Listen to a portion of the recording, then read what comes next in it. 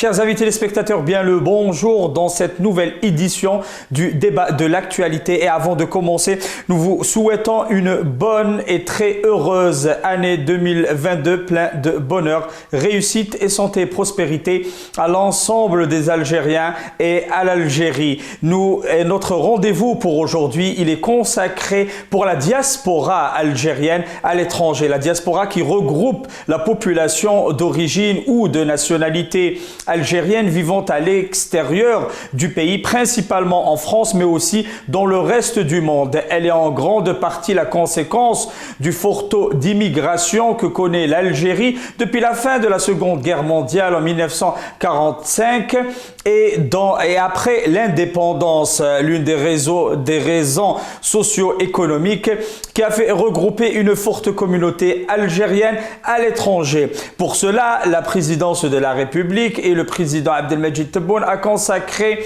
dans sa politique une grande partie qui se préoccupe de la communauté algérienne à l'étranger. Et dernièrement, à l'occasion de l'installation de l'Observatoire algérien de la société civile, il a chargé l'un des membres de cet observatoire de la communauté algérienne établie à l'étranger. Et pour cela, nous sommes ravis aujourd'hui de recevoir par Skype M. Bedis Khnissa, membre de l'Observatoire national de la société civile chargé de la communauté nationale établie à l'étranger. Bonjour Sibadis. Bonjour Azul, salam alaikum et surtout merci pour l'invitation. Merci à vous, Monsieur Bedis Khnissa. En premier lieu, nous vous félicitons pour votre nomination en tant que membre de l'Observatoire national de la société civile chargé de la communauté nationale à l'étranger. En premier lieu, c'est une première et ça rentre dans la politique de prise en charge de notre communauté établie à l'étranger. En premier lieu, comment voyez-vous ou si vous pouvez nous expliquer un peu le rôle de cet Observatoire national de la société civile?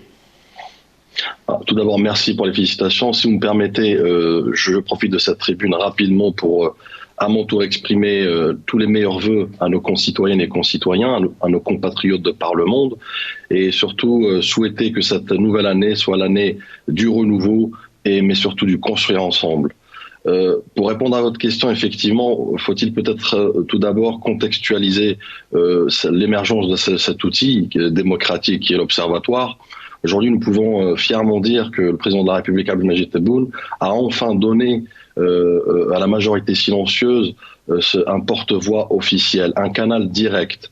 On peut dire également que aujourd'hui la société civile, par les associations, par toutes ses composantes, a un acquis qui plus est, comme vous l'avez si bien dit, particulier, singulier, pour pas dire l'exception dans le monde, car l'Algérie aujourd'hui aussi est innovatrice, et c'est ça aussi cette nouvelle Algérie que nous recherchons en matière de, par cet observatoire, donc c'est créer des outils démocratiques, cet agora à terme démocratique qui va permettre le débat politique, le débat public sur la scène populaire. Donc l'émergence de l'observatoire aujourd'hui est un outil aussi pour faire valoir, comme j'ai dit, la voix du peuple, mais surtout pour permettre de remonter les doléances, d'exprimer, de représenter ce peuple dans sa majorité, souvent silencieuse. D'ailleurs, c'est pourquoi une minorité tapageuse a voulu détourner, dénaturer cette voix. Aujourd'hui, c'est fini, cette période est révolue, donc nous pouvons fièrement être les représentants du peuple algérien, mais également dans l'autre sens, c'est-à-dire la société civile, c'est l'école de la citoyenneté, c'est aussi connaître ses droits et ses devoirs. Donc, je pense qu'aujourd'hui, on peut dire qu'une étape importante a été franchie dans l'élaboration de cette nouvelle Algérie, l'élaboration de cet état de droit tant attendu, la préservation également de l'État-nation et de sa souveraineté.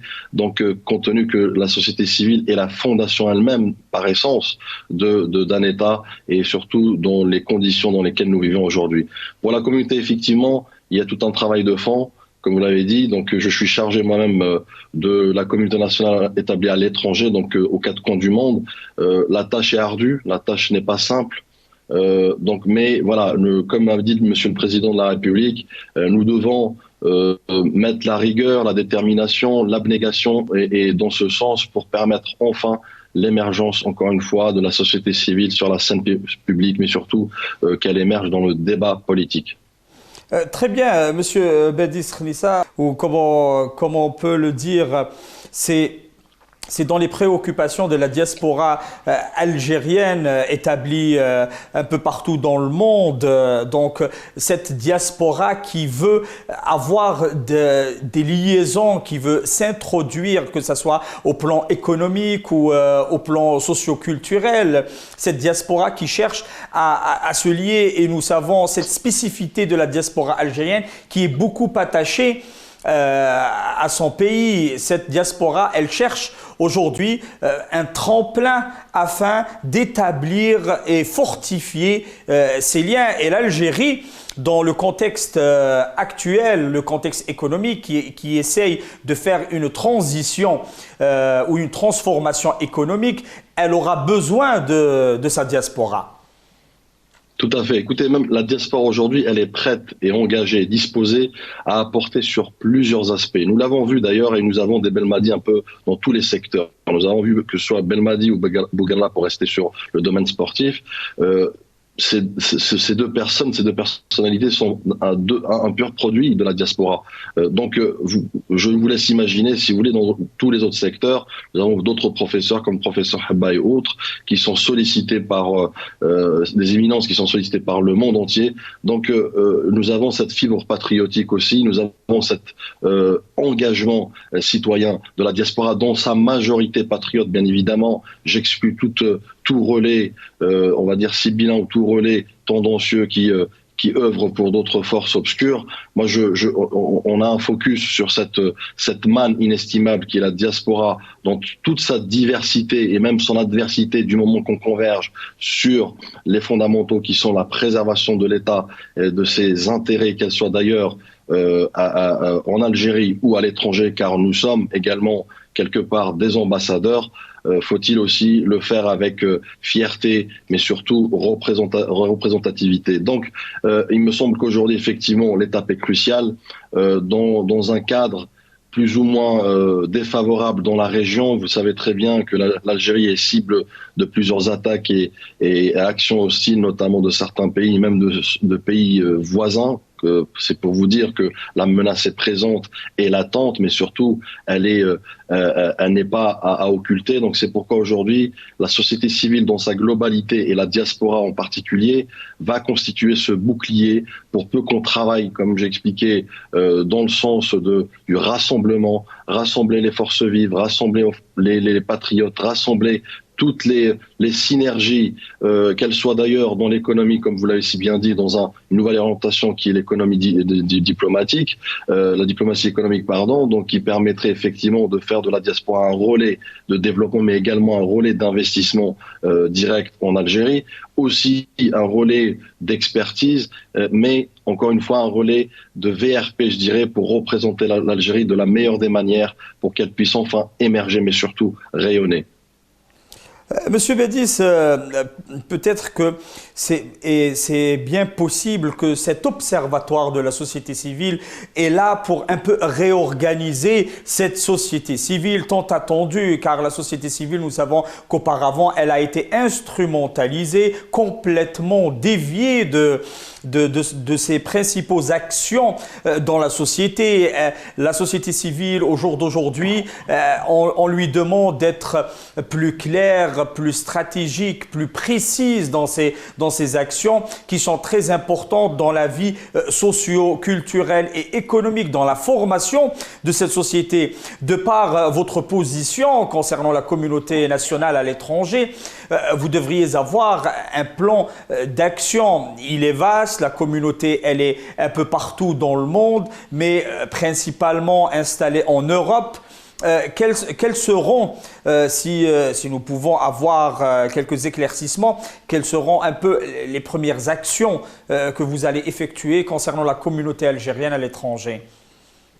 Tout d'abord, effectivement, un plan d'action et une stratégie est à élaborer, même si on a, enfin pour ma part en tout cas, par mon expérience dans l'associatif, l'expérience de plusieurs années en tout cas au sein de la diaspora, m'a permis d'avoir non seulement un recul, mais surtout des perspectives et surtout élargir les horizons en matière de plan d'action.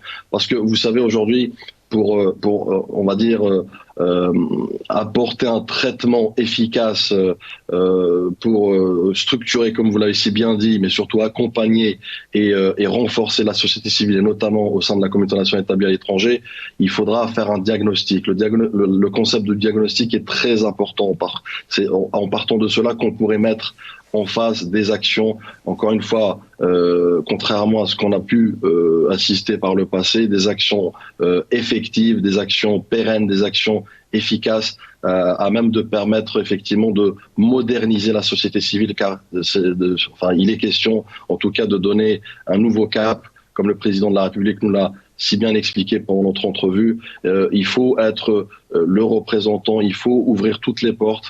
Pour cela, on a carte blanche donc en matière d'interface, parce qu'il est aussi question de coordination avec les instances, notamment les chancelleries, les ambassades, les consulats, de permettre non seulement de porter la voix du peuple, mais aussi de le faire dans l'autre sens en matière de droits et de devoirs, parce qu'il est question aussi de société civile, donc d'école de la citoyenneté. Tout d'abord, il faudra aussi prendre en compte cette carence. Vous l'avez très bien dit, nous partons avec un passif, la société civile dans son ensemble, même si pour moi ma conception elle est beaucoup plus élargie, et d'ailleurs en France ça sera le cas, ou même dans le monde, c'est toutes ces composantes à 180 degrés, aussi bien le tissu associatif dans un premier lieu, parce que c'est les bases, disons, de la société civile, mais également sur d'autres aspects, des personnalités, des éminences, des corporations notamment, pourquoi pas, des Algériens qui vivent en France, les étudiants et tous ces citoyens finalement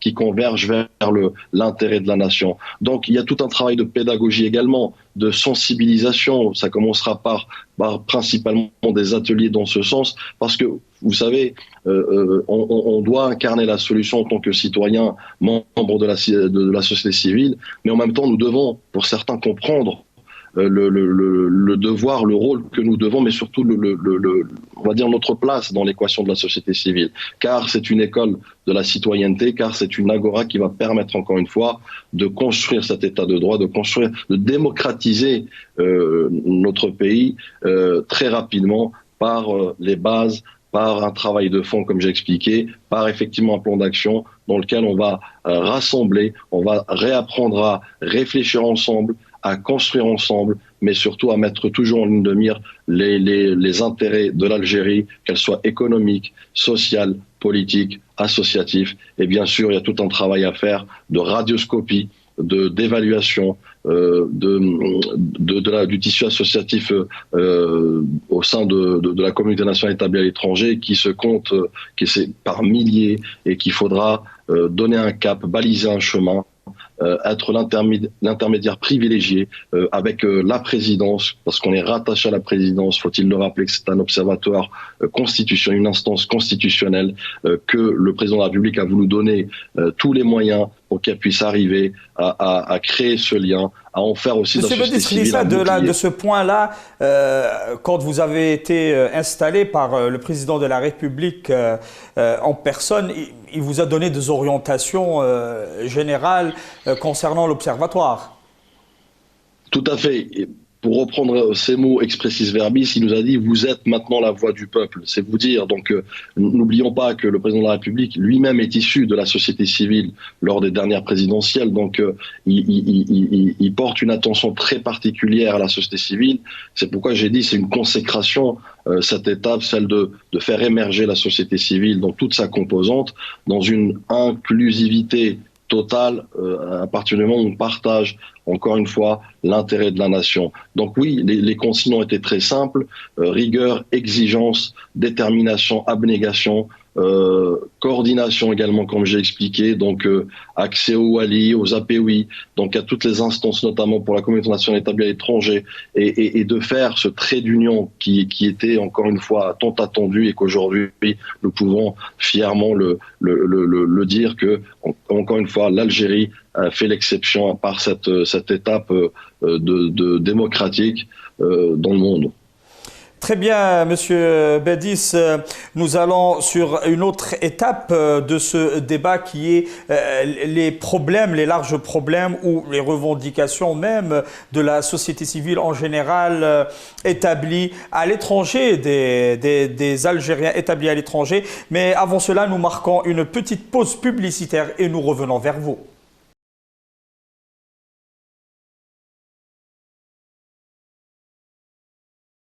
Chers amis téléspectateurs, bien le rebonjour dans cette deuxième partie du débat de l'actualité consacrée aujourd'hui à la communauté algérienne installée à l'étranger ou la diaspora algérienne. Et nous continuons toujours avec notre invité, M. Bedis Khnissa, membre de l'Observatoire national de la société civile chargé de la communauté algérienne à l'étranger. Rebonjour M. Bedis. Bonjour et merci encore. Dans cette deuxième partie, M. Bedis, la communauté algérienne, aussi large qu'elle soit à l'étranger, elle a des soucis, des revendications, elle a des problèmes liés avec l'Algérie, avec leur nation. Pourriez-vous être, on va dire, le pont ou être celui qui va porter ces soucis vers les différentes institutions? Quels sont les principaux points que beaucoup de nos Algériens établis à l'étranger se soucient-ils? Alors, comme j'expliquais tout à l'heure, il faut partir d'un diagnostic. Donc, nous avons un passif, aussi bien d'ailleurs dans le tissu associatif ou dans la société civile en Algérie que à l'étranger, même si sur l'aspect solidarité, la société civile a été toujours présente, pour pas dire elle a été dans une approche complémentaire avec les autorités locales ou d'ailleurs nationales. Nous l'avons aussi bien remarqué pendant certaines tragédies comme récemment les incendies criminels ou même la pandémie. Donc même si historiquement parlant on peut remonter pour la diaspora à la période de la révolution algérienne. Donc c'est vous dire qu'il y a un attachement qui existe déjà. En revanche, dans l'aspect structurant de la chose, il y a un passif, il y a une espèce de carence sur laquelle nous devons travailler et s'y atteler rapidement.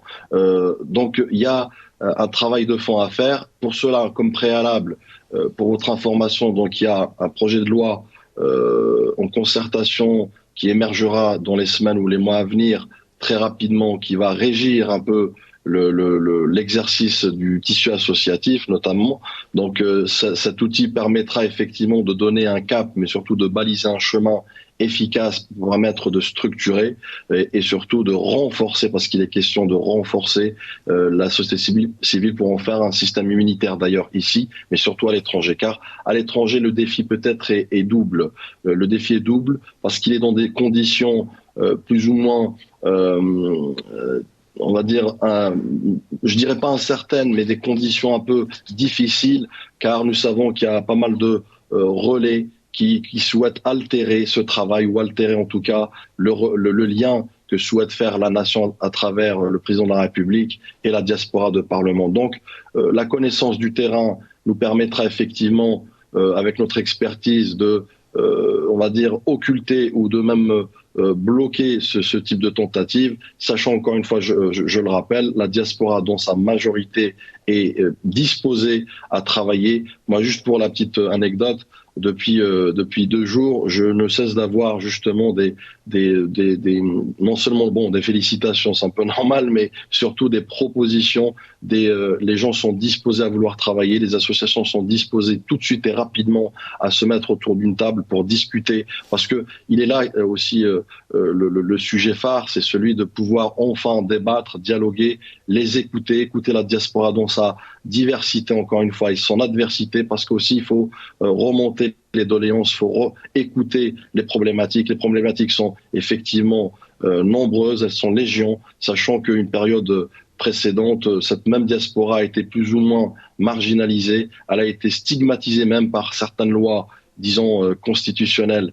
Cette époque est révolue, nous sommes tournés vers l'avenir, nous sommes tournés vers à élargir les horizons ensemble. Pour cela, nous avons besoin de faire un travail collectif, de faire un travail, je dirais, sage et raisonné, mais surtout dans une prospective, une stratégie à établir et sur laquelle nous avons déjà commencé par l'organisation à terme de plusieurs ateliers, plusieurs chantiers, des rencontres, des discussions. Donc à bâton rompu bien évidemment, parce qu'il est question vraiment de créer, de préparer, mais surtout de consolider les composantes de cette nouvelle Algérie à venir.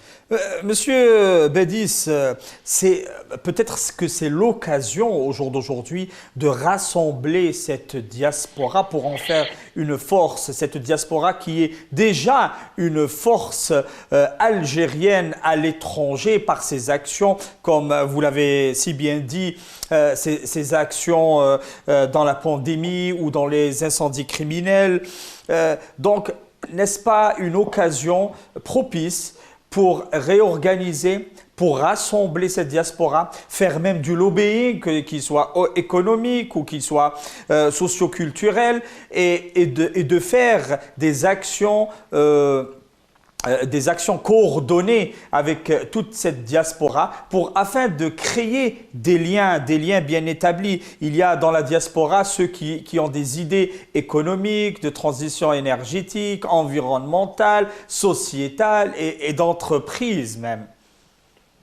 Absolument, il y a un agrégat de richesses disposé justement à apporter sa pierre à l'édifice. Profitons-en. Encore une fois, aujourd'hui, il fallait créer ce trait d'union, ce lien, cette passerelle, aussi par des de construction de passerelles de confiance, parce qu'il y a eu une certaine rupture, plus ou moins, qui a été consommée par les actes précédents. Encore une fois, moi, je tourne la page, on se tourne vers l'avenir, car il est question de construire cet avenir. Pour cela, comme vous l'avez si bien dit, donc, vous savez, la diaspora, à ce jour, en tout cas, avant 2019, avant le Hirak al-Mubarak et puis avant l'émergence d'un président rassembleur, nous étions éparpillés, morcelés, pour un peu revenir au vieil adage qui est diviser pour mieux régner. Donc la diaspora se cherchait, parfois même, j'irai plus loin, la 4e, 5e génération des Algériens en France subissent une crise identitaire. Ils sont rejetés par le pays hôte, mais aussi ils ne se retrouvent pas en Algérie parce qu'ils n'ont pas cette passerelle culturelle, cette passerelle, je dirais, sociale. Donc c'est tout ce travail de fond qu'on va devoir faire. C'est pourquoi j'insiste que la tâche est ardue, la tâche doit être aussi inscrite dans le temps avec un planning établi avec des jalons intermédiaires, mais surtout des objectifs accélérés pour certains aspects, comme celui de, comme vous l'avez si bien dit, rassembler. Parce qu'il est question de rassembler d'abord, rassembler les forces vives, créer une synergie citoyenne, parce que je défendrai cette démocratie participative, je défendrai cette citoyenneté participative dans laquelle la diaspora reprenne un peu sa place qu'elle mérite, mais surtout qu'elle soit au cœur du projet, au cœur du progrès de ce renouveau, mais surtout au cœur de ce projet de modernisation de la société civile dans laquelle elle a déjà, on va dire, une expérience, une grande expérience et une expérience approfondie avec des références dans tous les domaines. C'est pourquoi on peut en faire aussi le concept du soft power, donc ce lobbying. Vous savez, rien qu'en France, nous avons plus d'1,2 million électeurs éligibles. Donc c'est vous dire que c'est une force non seulement sociale, mais une force politique. Également, pour peu qu'on s'oriente dans ce sens. Et je pense que l'Observatoire a cette lourde tâche de travailler pour que la voix des Algériens soit aussi entendue dans les pays hôtes et qu'on établisse des relations, on facilite des relations non seulement entre cette société civile et l'État, mais aussi avec les États hôtes pour qu'ils sachent que l'organisation de la société civile fait partie de l'intégration de la communauté dans ces pays, mais surtout qu'elle soit écoutée, entendue et respectée, qui plus est. Monsieur Bédis, vous aurez aussi, parlant de lourdes tâches, dans tout ce dispositif, vous aurez la lourde tâche de faire le travail de communication. Des fois, il y a un problème de communication avec la diaspora algérienne établie à l'étranger. Les Algériens à l'étranger ne savent pas qu'ils ont le droit au logement, d'acquérir des logements ici destinés pour les Algériens à l'étranger. Ils ne savent pas qu'ils ont aussi l'accès à des crédits en tant que citoyen algérien pour l'investissement. Ils ne savent pas beaucoup de choses. Donc, vous avez cette tâche de communiquer sur ce qui se fait. Des fois, il y a même des fausses informations, des fake news. Il y a une désinformation structurée sur ce qui se passe dans le pays. Il y a un genre de rideau, un rideau de fer, si on peut le dire, ou un rideau noir, qui n'expose pas l'avancement des chantiers et des différents secteurs en Algérie pour la diaspora. Des fois, on a l'air de parler avec des gens qui ne connaissent pas très bien leur pays. Écoutez, vous avez très bien résumé le diagnostic, entre autres partiellement. Aujourd'hui, nous devons, pour être cette caisse de résonance de la société civile, notamment de la communauté, il faut aussi adapter son discours, adapter ses outils, et notamment la communication. Donc, je vous dirais que moi, personnellement, j'opterais pour un ajustement de cette communication, qu'elle soit d'abord, on va dire, en adéquation avec les mutations de la communication, parce que la communication aussi aujourd'hui digitale ou 2.0 doit être aussi prise en compte pour permettre aussi cette communication avec la jeunesse, parce que la jeunesse ne va pas forcément au consulat ou aux ambassades. Exactement, pour les communiquer. Ouais.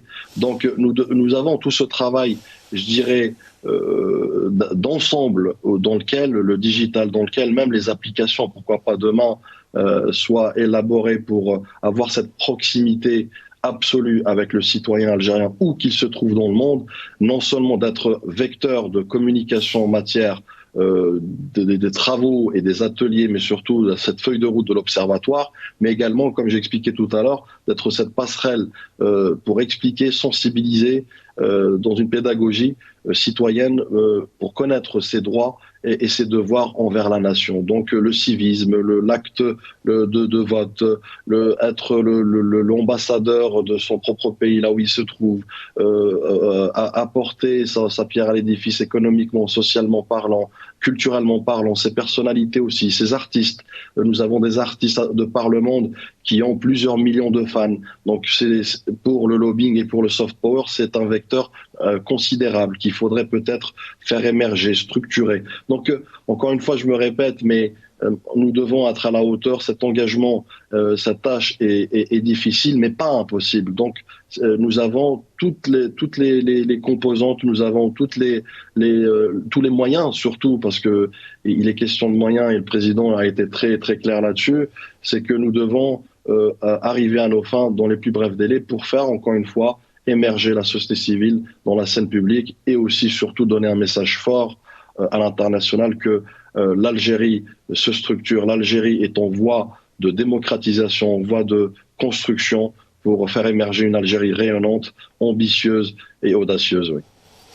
Pour finir, Monsieur Bédiz, vous aurez aussi la tâche ou la responsabilité de prendre la parole devant les institutions européennes ou les institutions internationales concernant la société civile. Votre discours ne portera pas, on va dire, ne portera pas le titre ou le chapeau du gouvernement, mais il portera le chapeau du citoyen algérien, de ses revendications, de ses soucis et du regard envers les perspectives dans le pays.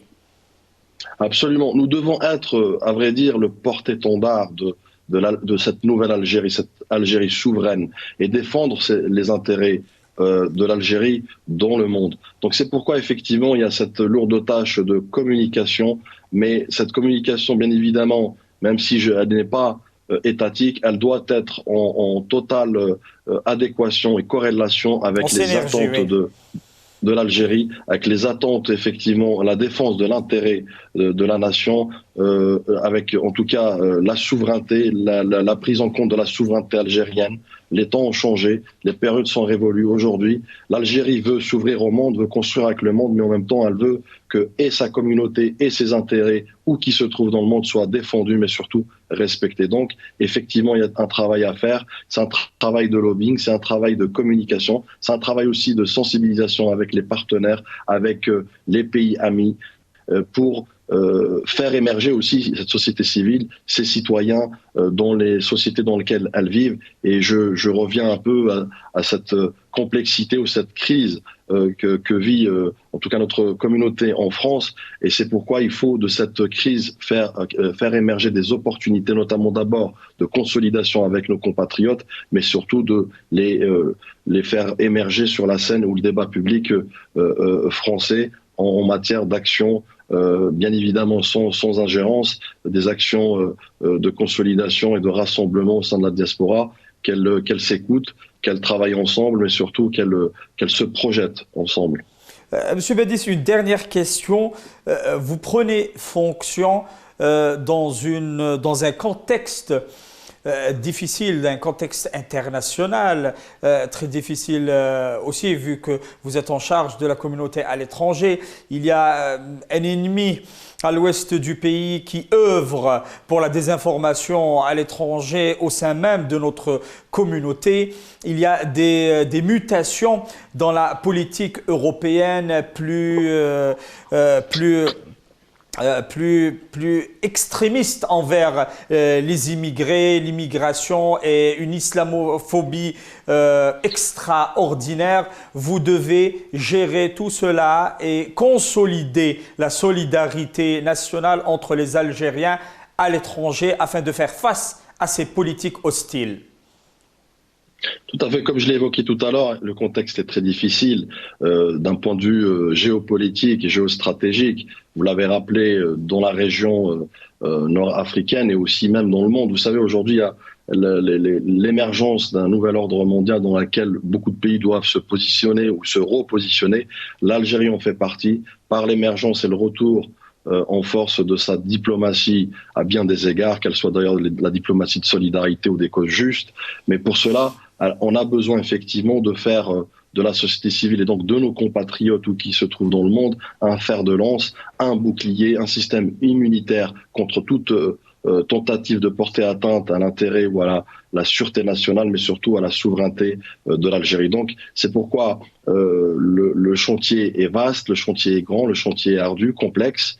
Nous devons se prémunir, nous devons consolider, renforcer surtout, converger vers les fondamentaux qui sont de la défense de notre nation, mais surtout créer des opportunités à terme pour la faire émerger. Donc oui, j'entends ce que vous dites, effectivement, et c'est un peu je dirais le point central dans cette édification, en tout cas ce rôle de la société civile, l'observatoire demain vis-à-vis de la diaspora. La diaspora, encore une fois, est disposée, est engagée, est patriote. Elle veut apporter, encore une fois, sa pierre à l'édifice. Elle veut faire de l'Algérie un pays émergent, un pays fort dans les pays dans lesquels elle se trouve.